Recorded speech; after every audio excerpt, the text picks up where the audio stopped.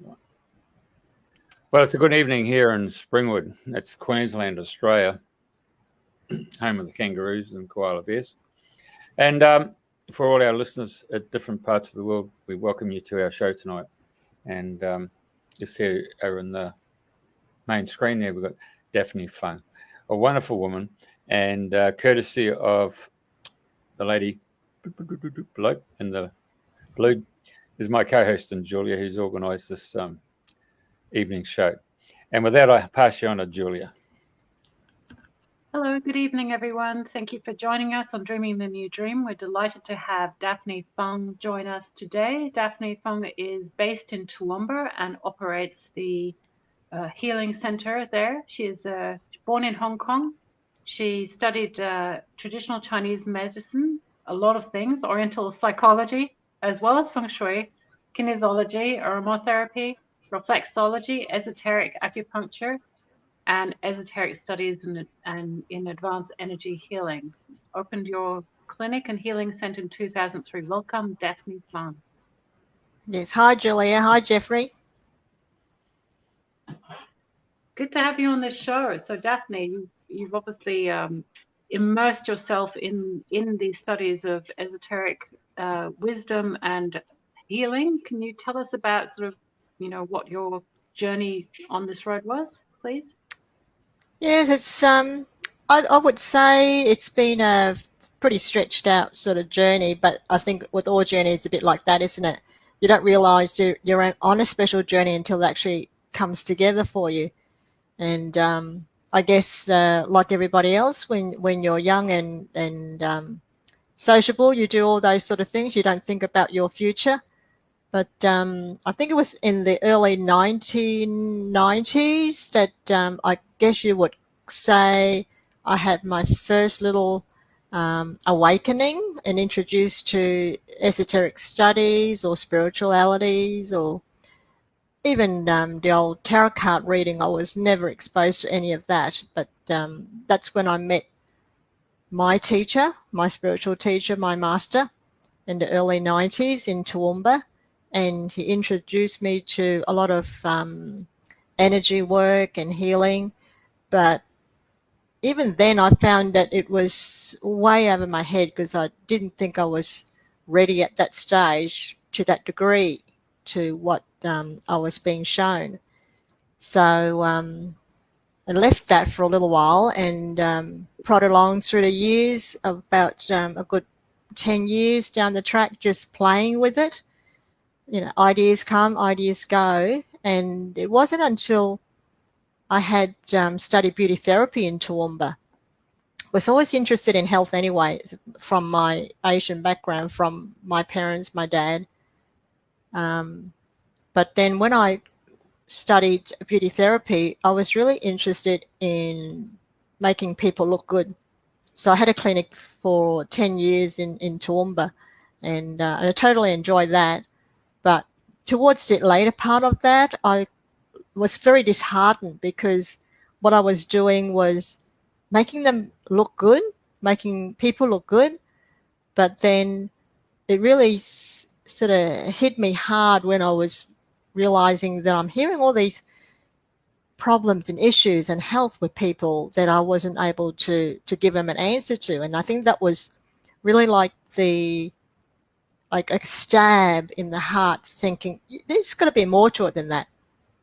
And I did some soul searching and thinking, and I remembered, my father, who was really quite influential when it comes to health and herbs and supplements, because he was a monk in old-time China, and then the war broke out and he sort of never finished it.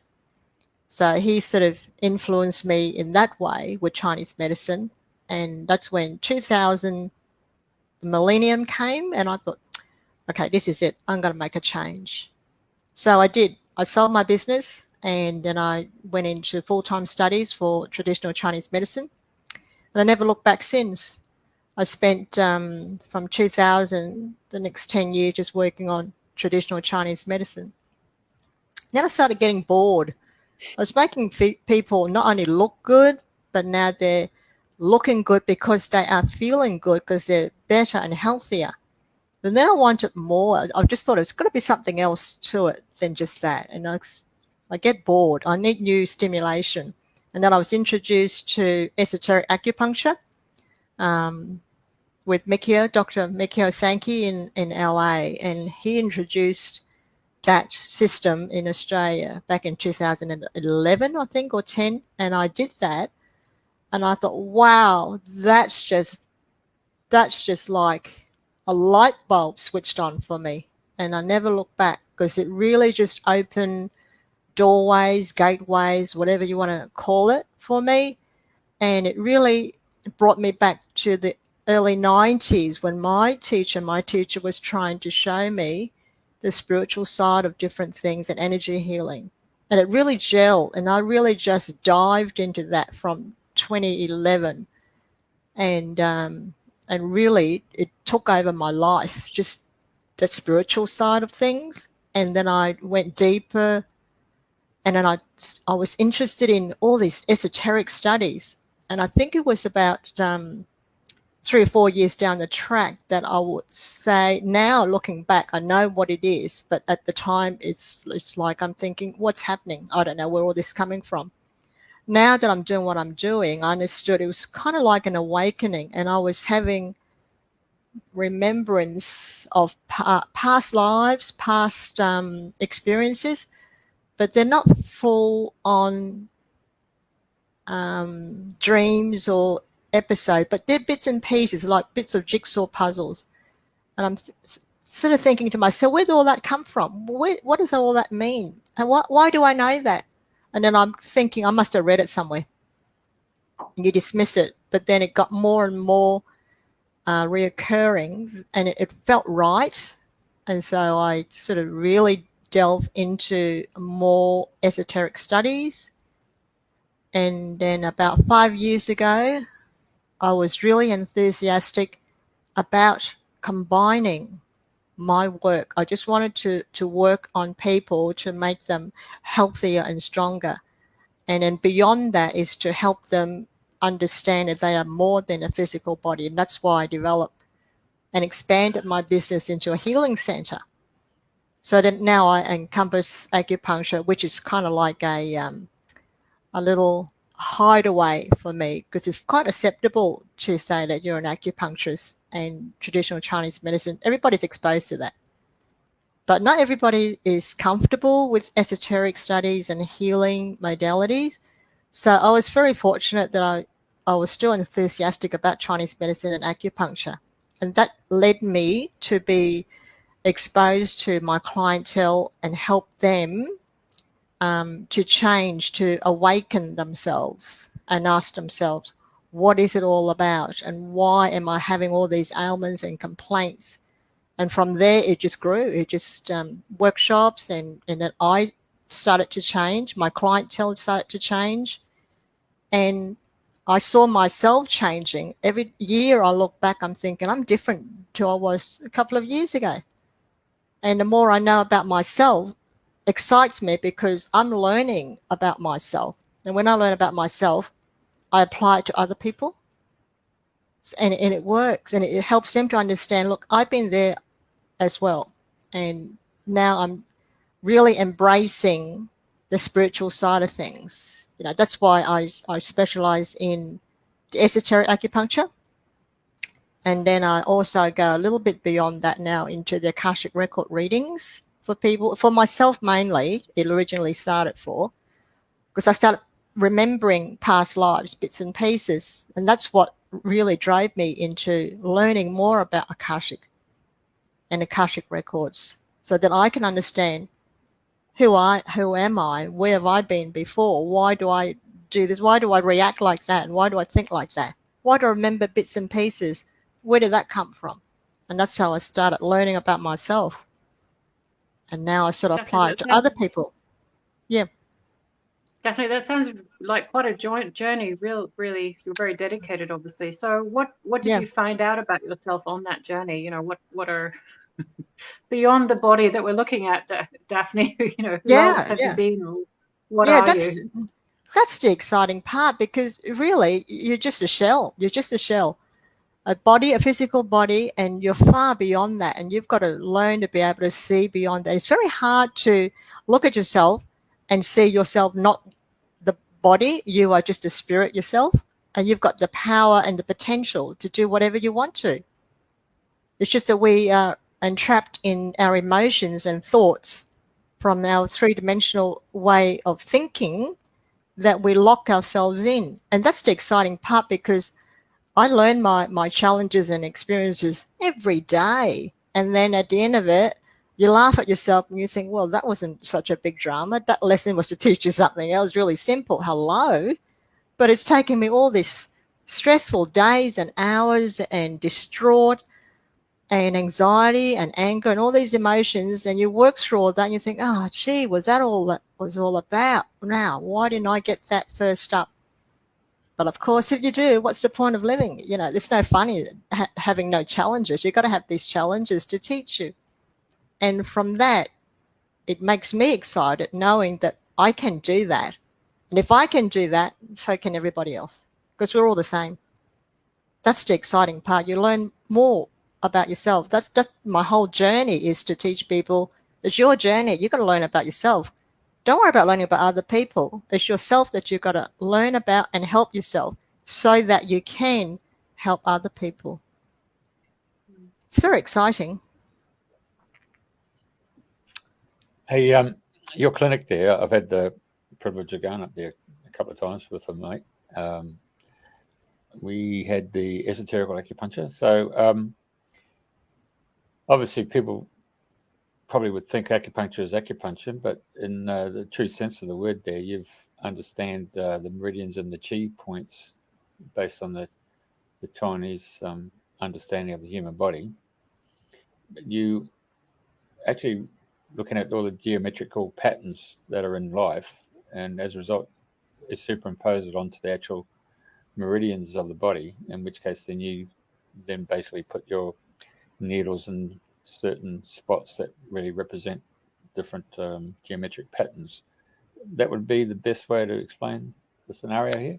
Yeah. In layman terms, yeah, esoteric acupuncture, we're still using the same needles, still choosing the 365 and more points in the acupuncture chart. The only difference is that for a practitioner, you have to use selected patterns, and it's got to be in a sequence for it to work. It can't be just randomly put one here, one there, like in traditional acupuncture. So it must be in a sequence, and it must be a selected pattern. And the pattern decides, what do you want to create? What grid system do you want to create? How do you want to manipulate and change the energies of that person quickly using this particular pattern? So that's the biggest difference with that. So everything has to be a pattern and in sequence for it to work.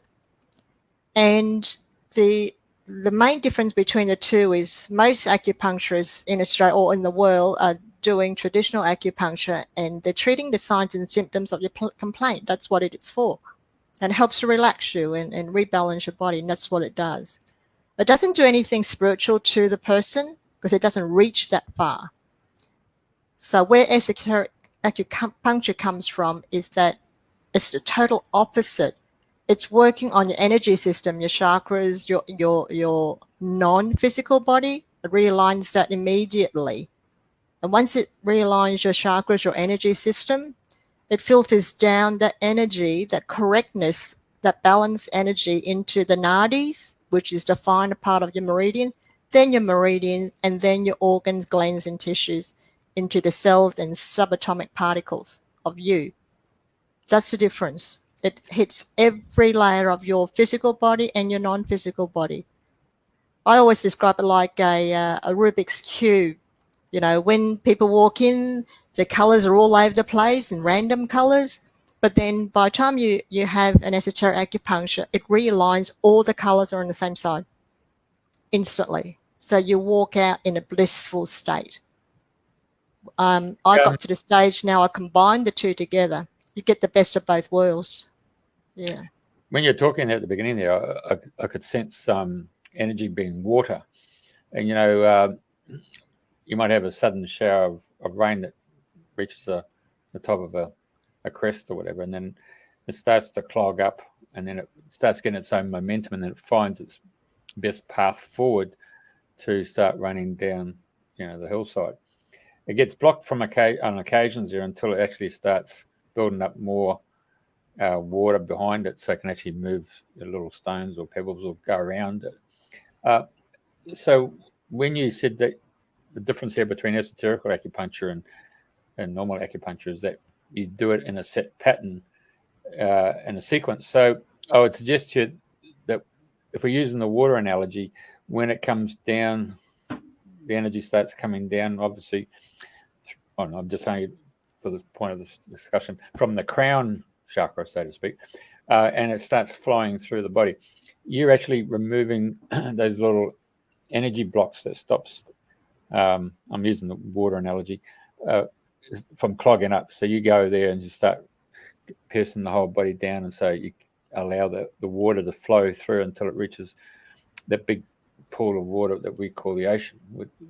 I'm trying to give you an analogy of using water as opposed to the energy that's flowing through your meridians. If I was a listener, I'd grasp that conversation. Yeah, it's similar effect like that. I suppose it's very hard to put something in linear terms or language when you're talking about energy, because energy flows all over. It's all different directions. It's not one direction. Same as your meridians. They don't flow in one direction. It flows all over. It's one. If you stretch all your meridians, just one big circle. So there's no beginning, no end. Right. So it's very hard to put that into linear form. Right. So when you're resetting the body's energy system, that's what happens, because it's just chaotic energy. It's here, there, it's everywhere. It's going all over the place. But when you reset it with esoteric acupuncture, it's flowing in the proper direction. You form that big circle once more. There's no blockages, there's no beginning, there's no end, just continuous flow. Whereas before, you've got stop signs here, there, and everywhere. You've got roadblocks here, everywhere. It's going this way, that way, that way. So when I'm going to use another analogy. So when you see the magnet, or you see our planet itself with a torus field where you've got north and south poles, and how the energy flows up and then comes right around and back into the south pole, you get that whole magnetic field. Yep. When you talk about the circle, you're talking about the same circle, basically what happens around the planet. Yeah. Yes, it would be similar. The rise and the fall. But if you want to use that's fine. That would be what we're encompassing. You can see that the famous picture of the magnet going around like that, and the center is the pole. You can say the center pole that's all your main chakras in there, and it flows up and down, up and down. Cool. When you have an ailment or disease or any sort of complaint, it doesn't flow as well. It's got hiccups and it's got roadblocks, it's got stop signs, it's got giveaway signs. Some of them's not even working. And then you have stuck energy or stuck chi. So when a client comes to you, do you have an inner eye that's open and you can actually see the actual person and their energy field and see where it's blocked, or do you use a pendulum, or you just have a great sense of knowing? Okay, in my original training for traditional acupuncture, you would do your normal, your talking consultation. You would do your pulse diagnosis, which everybody may have heard of, or tongue diagnosis, looking at the tongue, and of course lots and lots of questions. Now that I'm doing what I'm doing, I don't do any of that. And if my teacher is listening to me, she's probably in shock and horror. Oh my gosh, she doesn't do tongue and pulse diagnosis. What is she doing? You get past that. I know this is my experience and my work now. When somebody walks into me, they have already given me permission and consent to tap into their field. Otherwise, they wouldn't be there. All right. So once you tap into them, you do your normal consultation, you take their details, you talk to them, and then they tell you what their problem is, and so forth and so forth. And you have the ability, after so many years, of clicking all that together really fast and then come up with the prognosis really fast and then give them an answer really, really fast. And you manage to do that within a couple of minutes or a couple of seconds. So you answer them to say, okay, you have this back pain, so we'll look at that and we'll have a look at how we can treat that. But at the same time, that's only your physical mouth and voice saying that. But already in here, it's already connected to their point, their higher consciousness, or in other words, my heart is connected to theirs, and I hear what they're really trying to tell me, but not in words, because there are always an underlying emotional, mental issues involved, and you really need to get into that to understand them. That's the esoteric part, is when you make the connection and you already go insights of them, not without the permission, because they have already given you consent anyway. So you get into the deeper root part of the problem, and then you have to decide quickly, is this person ready to hear that or not? And you'll know pretty quickly what sort of person you're speaking to. If they're a really open-minded person like you, so Jeffrey, I'm seeing you. I know you're open-minded, you're familiar with all these things. I would say to you, okay, what about this, this, and this? Now, have you thought about those emotions and that issue? And what about your spirituality? And that's what I would talk to you about, that to that degree, and get the reactions from you. But if it was somebody who just says, fix my back, I've got a sore back, I've got to go back to work, done. That's all you do. So you have to assess that person at the level of consciousness. How much should I want to know, and how much should I want to be well? And I mean truly well, or just fix me up so I can go back to work and do the same thing. So when you get to the way I diagnose, that's why I don't use pulse diagnosis anymore, for that reason, because it doesn't tell me enough. In here tells me more. I see more in here, and then I know more from the heart. That tells me all that I need to know for that person. And I always get results, because your heart doesn't tell lies. And this is never wrong, what you see in here. When they tell you things, sometimes they lie. People tell lies. I tell lies. But you can't tell a lie in your heart. And that's what you want to tap into. And that's where the esoteric work comes in. Because the more you have esoteric acupuncture, and I do it on myself as well, the more you open up. The more you open up, the faster you can transfer information from your crown into your head, into your heart a lot quicker, and out through your throat. So the more you practice on yourself first, again, it's not knowing about yourself, understanding yourself, the more you become at one with yourself and live the spirit that you are. You know, a long time ago, my teacher told me back in the 90s, says, live in spirit 24/7. And that just went way over my head. I thought, what are you talking about? I had no idea what that is. That just way behind my understanding. Now I understand. It has taken me, over 20 years to work that out. So it's a journey. Yeah. Live in spirit 24/7. That's what you are. There's no difference between 3D, 5D, 6D. You're in spirit all the time. And that's what I'm aiming at. Yeah. Does that kind of make sense? Yep. Yeah, it does. And Daphne, you must have had a lot of success with the esoteric acupuncture to basically embrace it and move away from what you were doing traditionally. Yeah, absolutely. When I got so excited about it back in the early 2011 and 12 about esoteric, I was so excited. I was still friends with my teacher from college, and I told her all about it, and some of my colleagues, and they thought I was crazy. They just thought, you can't do that. You have to do tongue and pulse like I taught you, sort of thing. And I thought, no, it just doesn't feel right. So I just embraced it and I ran with it, and I haven't looked back. And I accept that now, because I couldn't understand, why doesn't she get excited like I am with this? I couldn't understand why, because I was excited, and I'm thinking, why aren't they? Why isn't everybody doing that in acupuncture instead of the old 2,000-year-old stuff that they're doing? But now I'm understanding, okay, everybody's level of consciousness is different. They have to do it and help those people with that level. And I do what I do at my level for people who are ready for that. So, yeah. It's like the guy, the outside toilet. Someone came along and said, I think you can put one inside, you know. You're the one who's decided that you can put one inside, and then you can decide, well, I can put 3 toilets inside a house. So you've actually moved on. I'd say that you've actually outmastered the master. I wouldn't like to say I outmastered my master. I think it's just a different journey. Yeah, because we're all masters at the end of the day. She is, I am, you are, and everybody is. It's just different ways of looking at things. You've got to have a mixture. It's like I call a minestrone soup, you know, a big pot of minestrone soup. One's a carrot, one's a potato, one's a pea. You know, we're all in the same soup, so it doesn't matter. Jules, you got anything else? I think I'll be the pea. Yeah, I'm actually interested in the kind of geometric shapes that you use. Is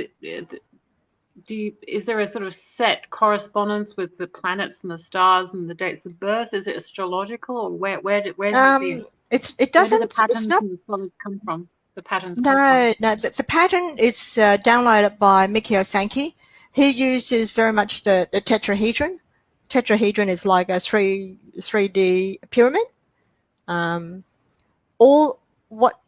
way he describes it is that all the esoteric acupuncture pattern will create a spin field.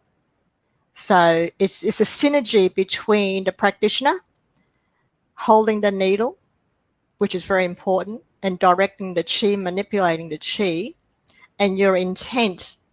And it creates that synergy effect of that tetrahedron spin. So every needle that goes in is creating a spin field.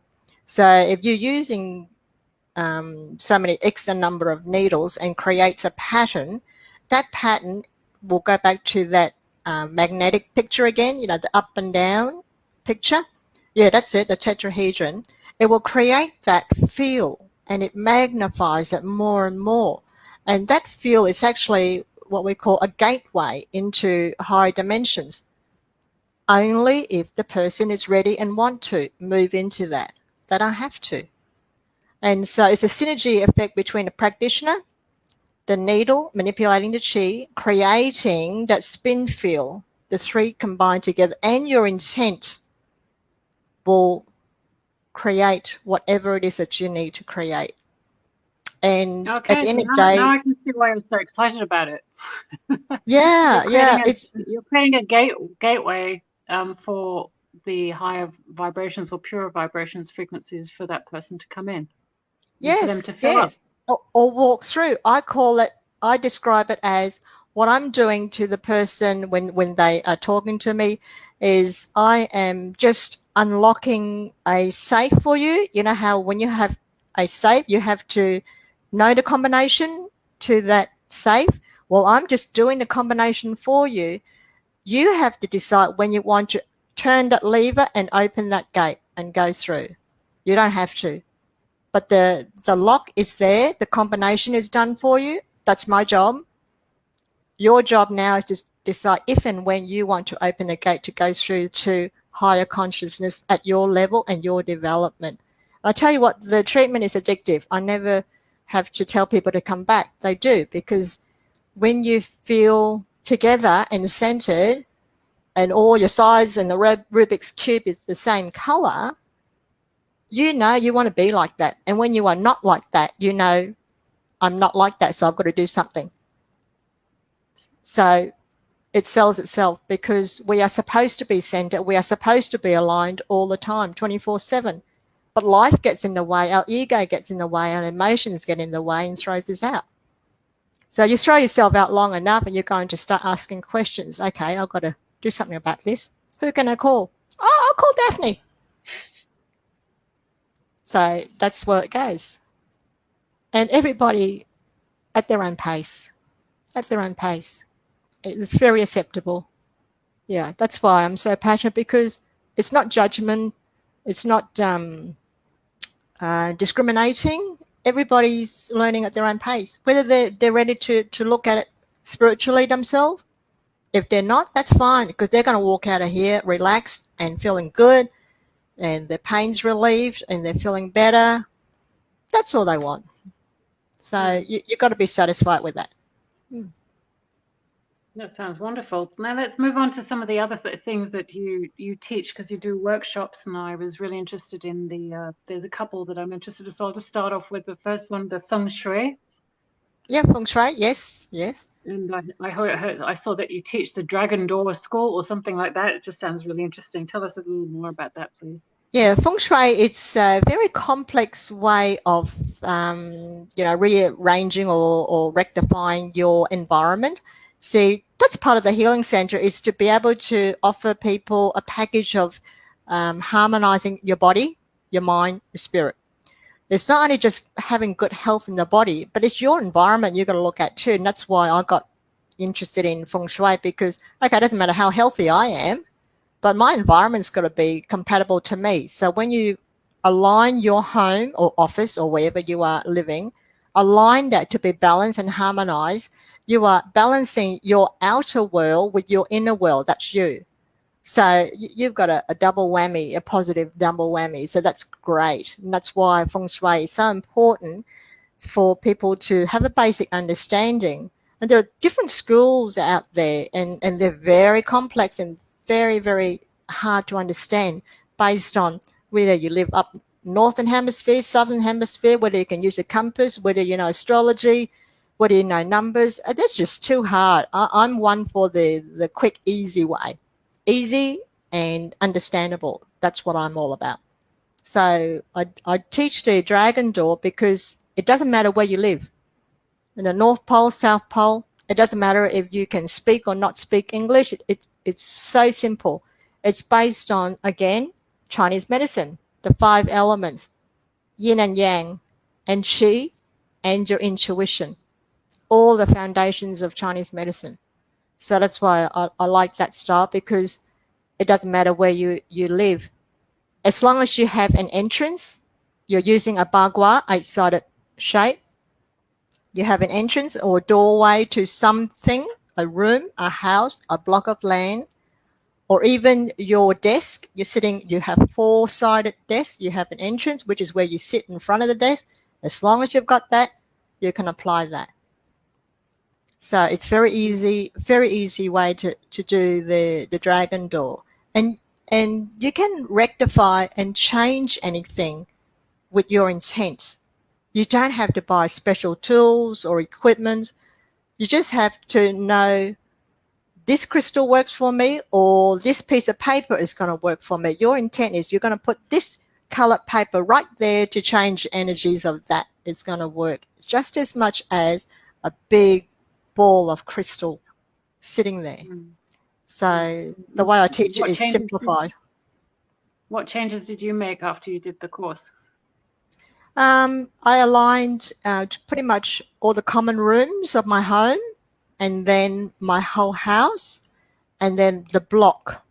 So when I only moved here where Jeffrey came to visit me 5 years ago. Was when I first bought the block. I feng shuied the whole block and created now a little bit of esoteric stuff into feng shui. Is I create a Merkaba spin on the block first to connect the energy, to cleanse, to fill it before I start building. Then when I built on top of the land, from leveling it out to the foundation, I put crystals and foundations into the foundation. As my other half, Darren, was pouring concrete, there was crystals embedded in there. And then the walls came up. As you know, in construction, the walls and the frames and the sheeting work comes. I'd go into all the rooms and I would put in the symbols for Reiki in there as well, because I can, before the paintwork goes in. So pretty much everything possible I can think of and know about, I applied that to the building, in each room, the block, and the whole land as well. So, and you can ask Jeffrey when he came, you have a sense of something. It's just something about it, the energy shift. I think Jeffrey went down to the bottom of the Zen garden and he just sprawled out like a spread eagle. and enjoying it. Yep, Because you that's can right. feel the energy shift is different. Yeah. So that's fun to do. And when I teach people how to do it, it's fun. I said, there's no right and wrong. If you don't believe what I'm telling you with that door is incorrect, if you think it's correct, then it's correct for you. There's no right and wrong with anything. It's your intent. If you strongly believe that that works, then it will work. Yeah. As long as you've got some guidelines, it's all about having fun and creating that. If you create so much stress trying to work out up and down and north and south and east and west and astrology and numbers, you're not going to get it working. It's too confusing. If you're confused, you're not going to be happy. Pretty easy, isn't it? So Yeah, I that's like good. teaching the It's feng nice when shui. it's not It's too complicated. Yeah. it's very popular. I try and do that twice a year because people just find it very easy to do. You know, if you're renting, for example, you can't do too much, but you can do the most common room, which is your lounge room or your bedroom, because your intention. It's like those Chinese jade boards. You know how they carve it? It's one layer inside another layer and another layer, and there's no breaks in there. Well, you can do the same thing with feng shui. You don't have to feng shui your whole house. You can just pick a room, one of those little layers inside, and you just correct the balance of that, and that's all you need to do. Because there's basically four corners you need to do, and the two out of those four corners, only two is the most relevant for our everyday occurring, and that is abundance and relationships. That's the most important. Everybody wants that. So if you can get those two corners right, you're right for the rest of the house anyway. Anything else is a bonus. All right, I'm Yeah. really intrigued because I didn't. So you're saying the four corners of a room or a house stand for different qualities in our lives, do they? Yes. So if we can, now I've got to try and get my ups and downs right now. If you are at your doorway in a room, let's look at our desk because that's easier. We're sitting at the front of our desk, and you have four corners. You have a top right, top left, bottom right, bottom left. Okay, so your top right corner is always your relationship. The top left is always your abundance. But if I move from my seat and I'm going to sit on the other side of the desk, for example, that becomes my entrance now, right? Because I'm sitting the opposite side. The two top corners are now the two bottom. See, so it's your intention. Where is your entrance? Your entrance don't usually move. You don't move your doors around. So your doors are locked in there. You find your doorway. Then you look for the top right and top left corners of that door. Top right is your relationship. Build and harmonize your relationship. An abundance of everything you want, build that as well. So everybody wants abundance of everything, and everybody wants great relationships with all. So they're the two most important things. And, you know, in Australia, we have so many houses that are built like an L shape. You've seen those? L shape? Yep, the L shape is what? Usually the L is like it's facing the road, and one great big chunk of that L missing is your relationship corner. The whole chunk of it missing. So you wonder why people have a relationship problem living in L-shaped houses. So you can rectify that. You can change that. It's that you don't have to tear your whole house down, but you can just change. It's creating harmony. You balance it.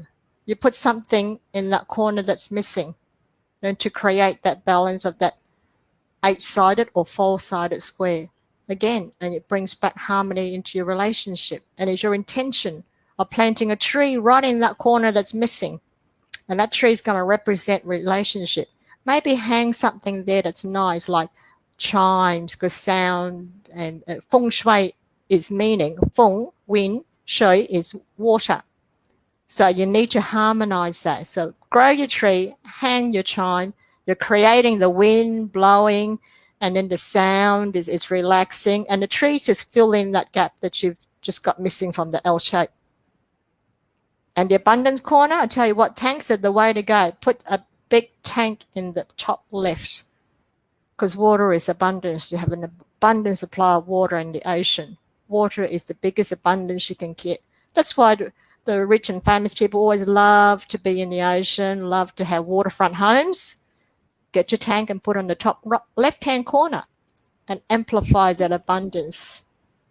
And that's why we always have a fish tank in a Chinese restaurant. And then on top of that, they have, if it's a goldfish one, they always have goldfish in there and one black one. What's the black one for? The black one is there to absorb any dark energies, and it's usually the first one to die. I don't know if it's true or not, though. But that's why they do black fish. It's okay being the black sheep, but not the black fish. That's right. Black fish dies. That's what it's there for. Yeah, okay. Bad karma. Absorbs all. That's right. Bad energies, it absorbs all that. Yeah. So that's a fun sort of doing feng shui. People, as I said, I just tell all my class attendants, just have fun with it. Don't be so serious. If you get confused, just pick one room, do one room, and then get really excited, do a second room and a third room. And if you get really excited, you're going to plan up your house and do your whole house. Yeah, a bit at a time. Don't try and do the whole lot because you'll get so overwhelmed. You think, oh, I'm going to forget that. It's too complicated. And there it goes. So, just to me, everything has to be fun. Everything you do, including your health, your diet, lose weight, and I get a lot of that too. How can I? Well, make it fun. What do you want to diet for? Just change your lifestyle. What's change your lifestyle? It's simple. Pick one thing you want to do and change, and then grow from there. We complicate things. Mm-hmm. Yeah, I often have. That's one of the things that I tell my clients who are coming to me for hypnosis for depressions. They often don't do anything for themselves. All week. They're too depressed. They're too depressed to do it. So let's talk about atomic shields. Okay, atomic shields, we're going to go into the esoteric talk now. Okay, atomic shield is, you put that there yourself. Everybody put that there themselves when they incarnated. Because, of course, before you incarnated, you were spirit. So you did that to put that around you. It actually is... it's found between the etheric and the astral layer of your body, the non-physical now you're looking at. It's sitting in there. It's like a big bubble of thickened energy between your etherics and the astral plane of your non-physical body. And you decided to put it there because when you go for your nighty-nighty nap at nighttime, you go astral traveling. And sometimes you get really excited and you want to go home to wherever your star family. It could be the moon, it could be Jupiter, it could be, I don't know, whatever planet you want to go. It could be to another universe, anything. You could be traveling anywhere.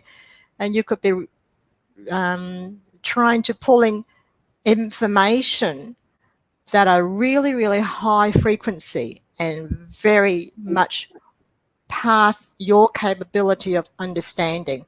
So when you come back from your sleep at nighttime, you have to filter through your atomic shield what information is okay for you to cope with when you wake up. What information is not okay because it's too powerful and too strong for you. Because if you didn't have that and you go over to another whatever dimension and you retrieve all these high-powered information that's way beyond your understanding in the physical, but not in your spirit self, because you're capable when you are out there. If you didn't do that, it's going to come through and you are going to have a nervous breakdown because it's too much information overload. That's what nervous breakdown is. It's just, your wires are sizzled out because too much high information. So it's designed there to filter through what is allowed to come into your physical body for you to work with when you wake up, or it's to stay out there until such time you are ready to receive those high information at the time when you are ready. The thickness or density of your atomic shield is dependent on your level of consciousness. The higher your level of consciousness by your own self working, the thinner it becomes because you can bring in more. But if you're somebody who's not interested in that, it stays thick and protects you from getting too much information from other dimensions so that you don't fry by the time you wake up. You know, you heard it, the old story, sleep on it and you get the answers in the morning. And that's why. Because you sleep on it, you're getting information from your spirit or your soul to areas where you need to find the information and the answer. And then you wake up and you go, aha, okay, now I know what to do with that. Where did that come from? Because you got it from out there. Yeah, so that's what your atomic shield is for your own protection, and you put it there yourself. Interesting, eh? We're a crazy mob. Yeah.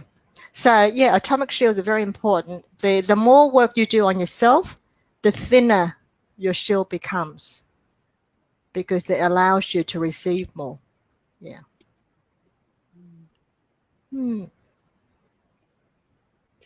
could you thicken it? I mean, sometimes you do get younger ones who are so aware of everybody else's thoughts, and they can see ghosts and spirits, and then they worry about having voices in it. Sometimes it feels to me like we actually have to suggest them. I tend to suggest that they actually have to put in an elephant skin to protect themselves because it overwhelms. Is it actually possible to adjust that, the atomic shield? In some ways it is, but you're looking at, I would be inclined to think what you're thinking is the younger generation, especially you're talking about younger generation. That's what I'm sort of getting. Yeah, especially if they're born after, say, 2012 or even 2010. The kids that are born from 2012 after the big 2012 period have come through with different DNAs than what you and I are born with. As you know, we have 24 DNA, not 23 chromosomes. The 24th is never recognized by science because it's in the quantum field, so they can't measure it. So therefore, we only have 23 that they can test and see. But we've all got human beings that are designed with 24. So when you and I were born and we come through, the 24th one is disconnected. That's what we say, we're disconnected from our crown chakra to source. But that's why we now have to go through our own awakening to reconnect all that. But the younger generation, they're born with that already. The energetic has changed. The grid system has changed in 2012. So when they're born, it's already switched on and connected. And they're supposed to be. Some are coming through super hypersensitive. They just, just sense everything. It's just so much trauma for them. But it's all different makeup. And that's the reason why it's not so much adjusting their shield, it's teaching them, and that's their core lesson too, to come through prepared or not prepared, and to learn the challenge to face different densities and energies in 2012. They're what we call the crystalline kids. We're the indigo. We're the second batch of the indigo. We came to prepare the grid system, the crystalline grid, ready for them. And now the crystalline ones are coming through, and very soon the platinum ones are coming through as well, even higher vibration, highly connected, highly intuitive, more so than the younger generation now. The me, I generation, and that's what they're all about, because they know, they do have a knowing, more of a knowing than we've ever had before. We're working to get ours, but they're born with that knowing. So that's why they're super sensitive. Yeah, they're super sensitive. Even little 2-year-olds, you see them, they just got this in their eyes that they already know. And I hear stories all the time. My little grandkid goes to preschool and walks up to the preschool teacher and says, "Miss, you can't teach me that. I already know all that stuff." What little kid says that to their preschool teacher? So it's all happening. And they're the batch that they do have a knowing. And we're trying to catch up. So this is exciting. Does that link into what you're teaching about Lemuria and Atlantis in terms of some people believe it's in the past, some people believe it's in the future? Yeah, there's never really a past, present, and future. It's always now anyway. So I was teaching that because there was an interest there, and also from my own remembrance. Often I have memories and images. My memories usually come with images, like a section of a movie. They never give you the whole movie, mind you. It's only a segment, so you've got to piece them together. So bits of that, it's when the times that I was in Lemuria, and that's how I got investigated with Lemuria, Atlantean times, and where was I, or what was I doing. And when I found out about what I was doing, then, when I do the Akashic record reading, I sometimes see them in that person in the lives in that. And whatever they were doing, I'm just pulling out now, for example, if I was doing a reading for somebody and they're showing me a lifetime when they were Atlantis or Lemurian time, they could be a crystal worker.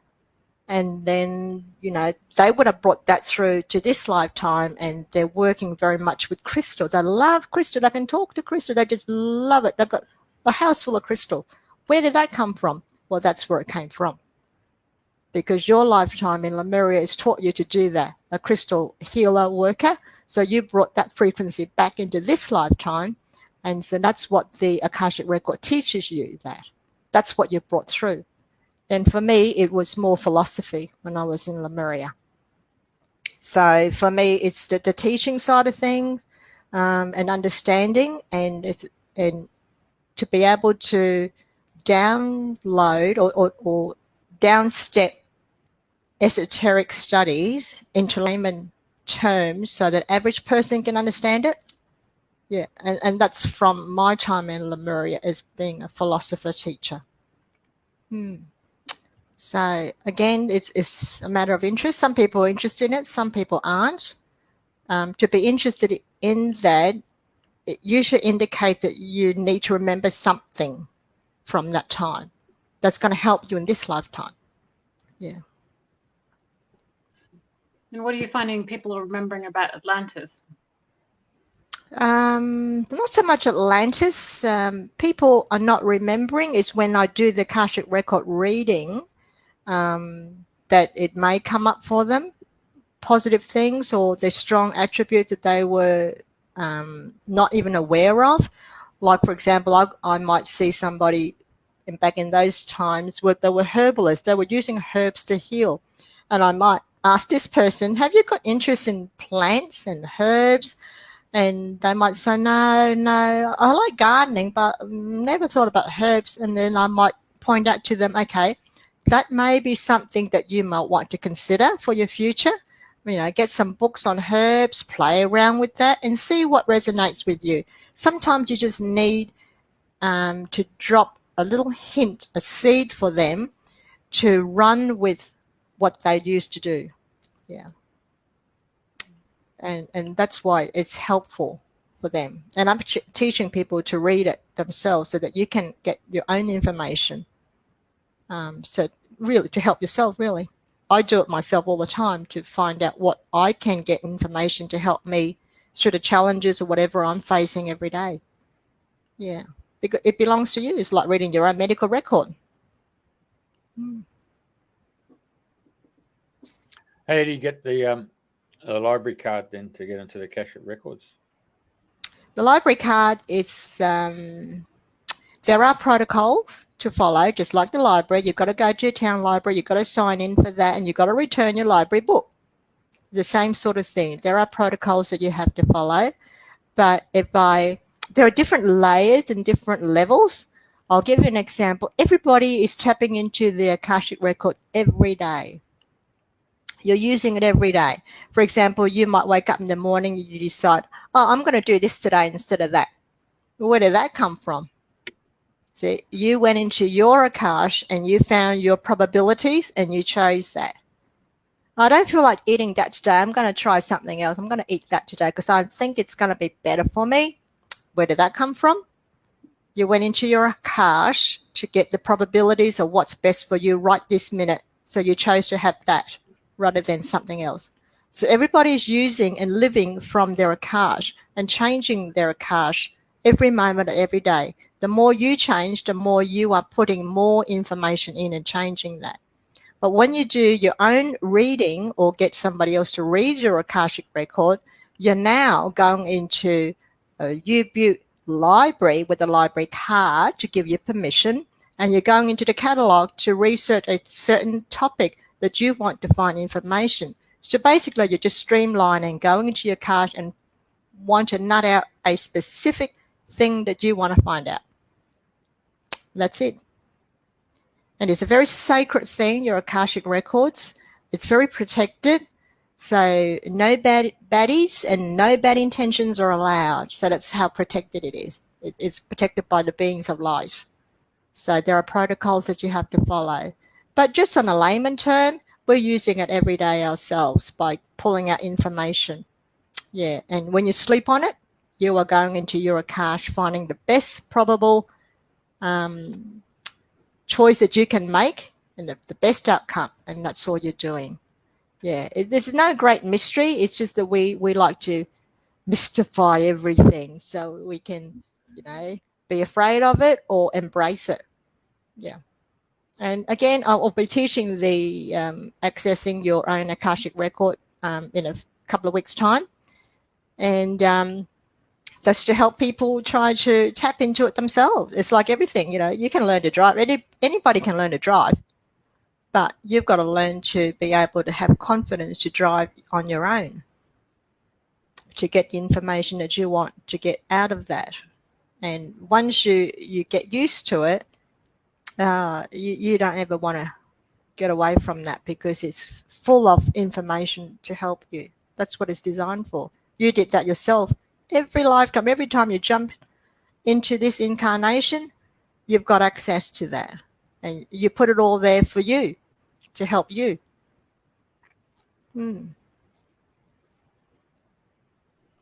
Jules? Yeah. Yeah, I'm interested in the probable outcomes. So we tend to think of records as records of what's already happened. And yeah, I mean, I know it's parallel, but sort of in the different lifetimes on a linear fashion.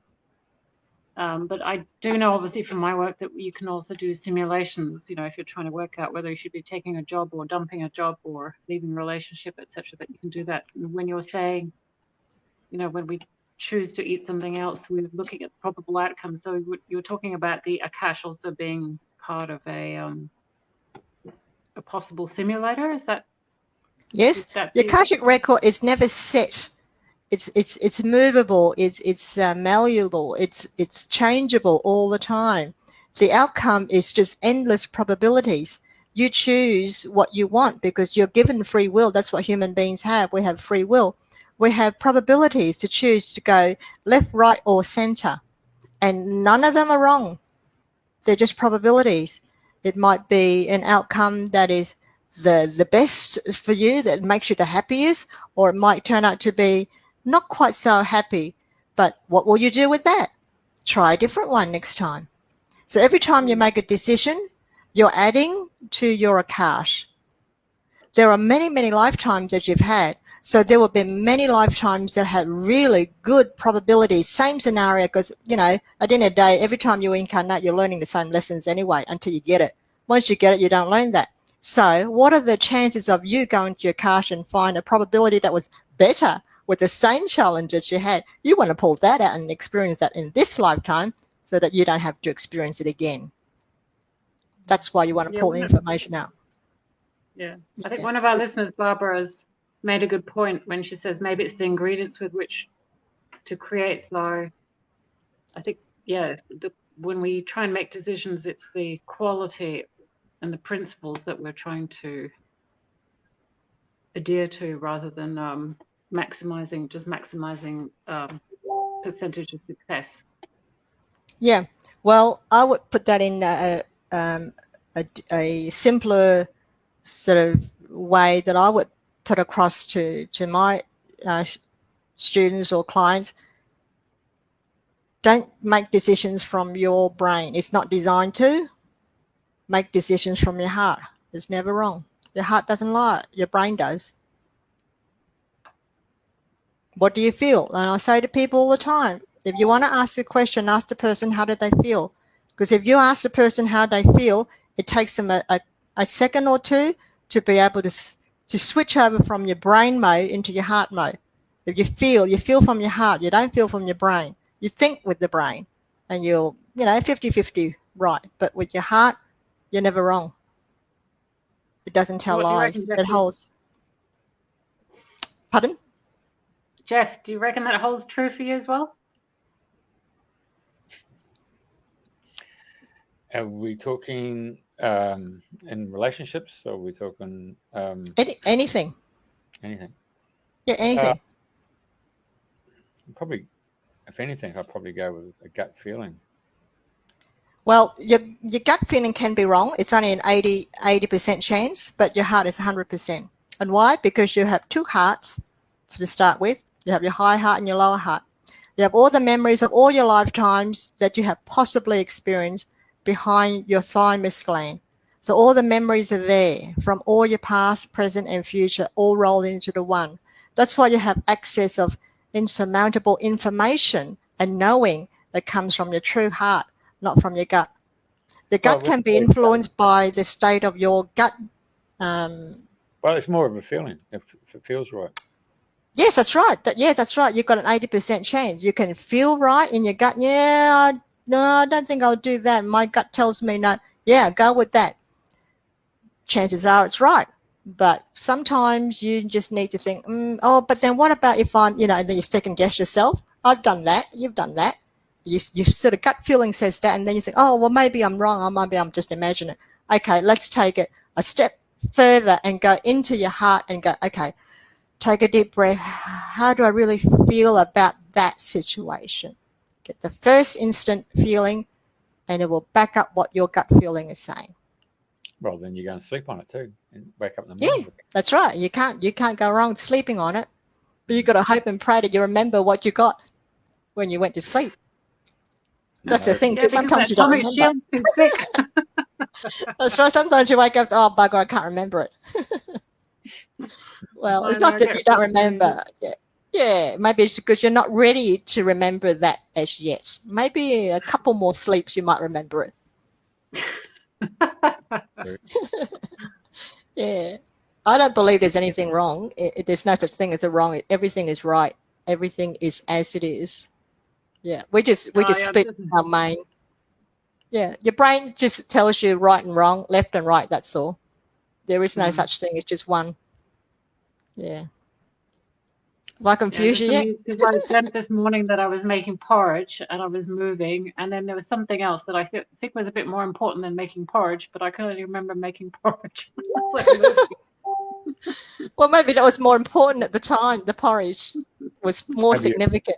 Maybe think of Ronnie Barker and his TV show Porridge, where they're in the jail. Yeah, that's right. Yeah. Anyway, I was just throwing it out there. Hey, anything else that we should be talking about that we haven't spoken about? I don't know. Is there anything else? Jules? Yeah, I think you've got the Rainbow Bridge down as well. Yes, the Anakarana. The Anakarana is, remember when I said when you're born, you just disconnect yourself? And then, when you grow up and you mature, you decide, oh, okay, I've got to find out a little bit more about my life. And then you start to reconnect. Well, you have your crown chakra, it's above your head. It sits about 6 inches above your head. Well, there's a gap between there and the top of your head. It's what we call the Endokarana. It's a rainbow bridge. That's like the bridge, like the Brisbane Bridge, the cross from one side to the other. So you need to build that bridge consciously. It's not given to you. You've got to build it consciously to make the connection between your lower centers into your crown, into your higher ones. And that's what the Endokarana is, the rainbow bridge, to connect you. Once you connect that and aware of that, it gets stronger and stronger as you connect. It's like tapping into your high-speed computer. Once you get your high speed, it's like boom, it's fast. It's just instant information coming in. That's what the rainbow bridge does for you. Information coming in faster and clearer. And everybody wants fast.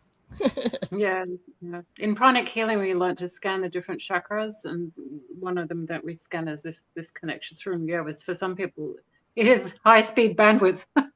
Rather than it's just like sometimes there, sometimes not there. It's like still dial up. Doop, doop, doop, doop. Yeah, that's right. It's just like your mobile phone. You've got no reception. Oh boy, it's shut down somewhere along the way. So you build it. Posture can do that too. Yeah. Yeah, yeah. So as I said, no great mystery. It's all there. We're more, as I said at the beginning of the show, we are more than physical body. So this is the time now to understand, look beyond your physical. You are so much more. Once you learn more of the anatomy of your spirit, of your non-physical body, you'll get really excited. This is, your body's just nothing. It's just there.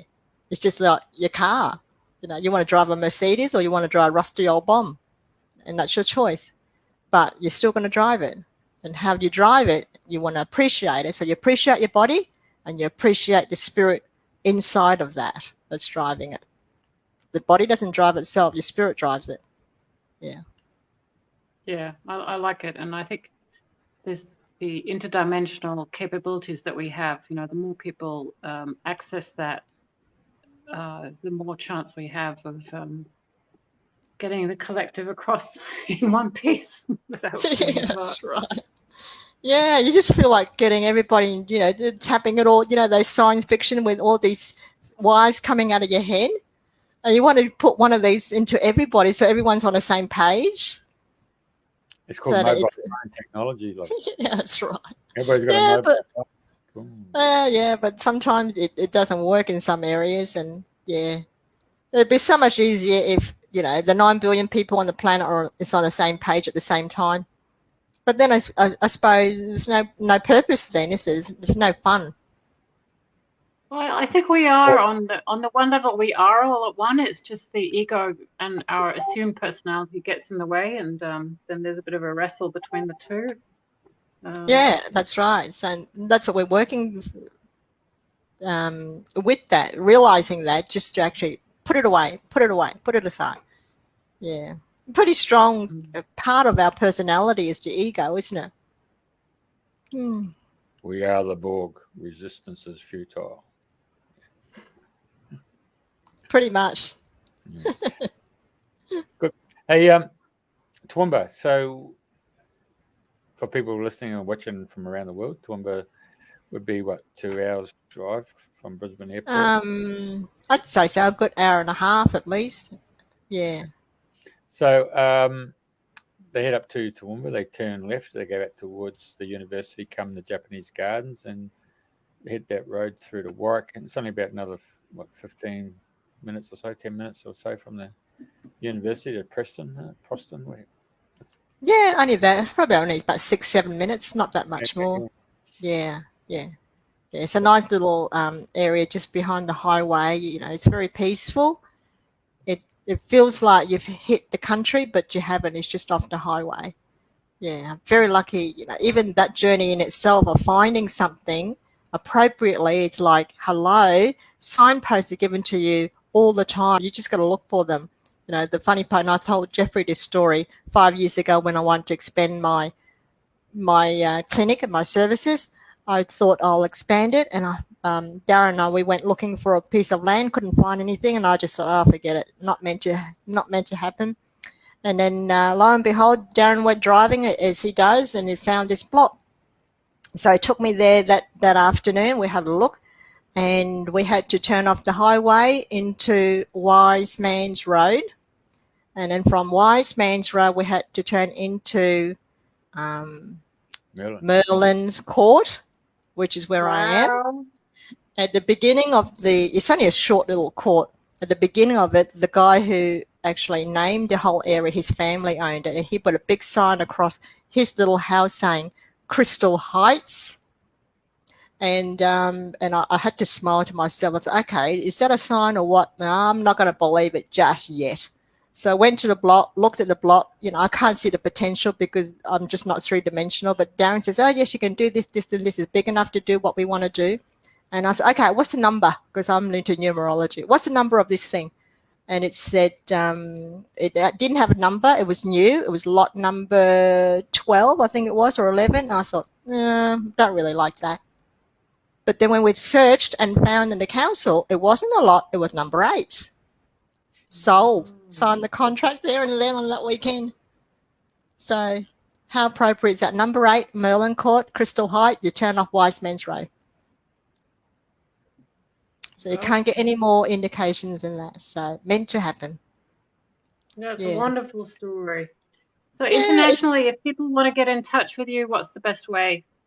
Oh, internationally, I don't know. Email, I suppose. That's the weaker side of me, is the technical side. I'm assuming email, wouldn't it? Yeah. Yeah. Okay. So your courses are still in person. They're not online yet, are they? They're not online, but I can do, with the situation happening, I can do one-on-one through Skype. I'm that technical. I can do Skype. So yeah, it can be done on one-on-one basis, especially from people out in the country who don't want to come in. I have done that with them one-on-one. But it depends on what they're interested in. I'm flexible. You know, if people are interested, I will make it happen. Yeah, one way or another. Yeah, you seem like a very determined healer. You know, so very adept and determined, and you just have a wonderful way of explaining these concepts in terms that everyone can understand. I think that's a great gift that you have. Yeah, that's part of my journey. My soul journey is that purpose is that, to be able to put it into layman terms so that people can understand and use it. You know, what's the point of reading 10 books and really don't understand a word, and then even worse, you don't even, because you don't understand, you don't apply it. So you put it into simple terms, keep it fun, then people are more likely to change. And that's what my purpose is, to help people to change themselves first. And I pride in saying I test everything first. I walk the walk and talk the talk. If I can't do it, I don't expect anyone else to be able to do it. So, yeah, it shouldn't be hard. It should be one step at a time and enjoy doing it. It's going to be challenging, but yeah, sure, you'll get over that. And you'll find a good bit, a happy bit that makes up for it, and you'll laugh about it.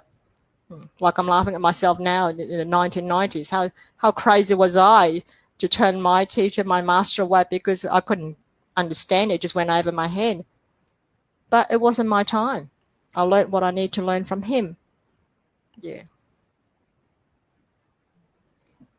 Well, it's been a great pleasure having you on the show, Daphne. Yeah, it's been great talking. You've been listening to the Dreaming the New Dream. Thank you very much for joining us on Radio FM88. You can download the app or watch it on the internet. And it's 24 hours music designed to lift your vibrations. So it's been a great evening with Jeffrey Shaw and Daphne Fung. Thank you so much. Who have we got on next week, love? I believe we actually have Auntie Minnie Mace. No, we have from all the way from we have a shaman healer who channels Black Elk and who is his twin flame, Eliza Buffalo. Oh, is that the lady from Florida? I'm not quite sure where she is, but she channels Black Elk, and I've been following her for quite a long time. She's really good. Okay. Wow, interesting.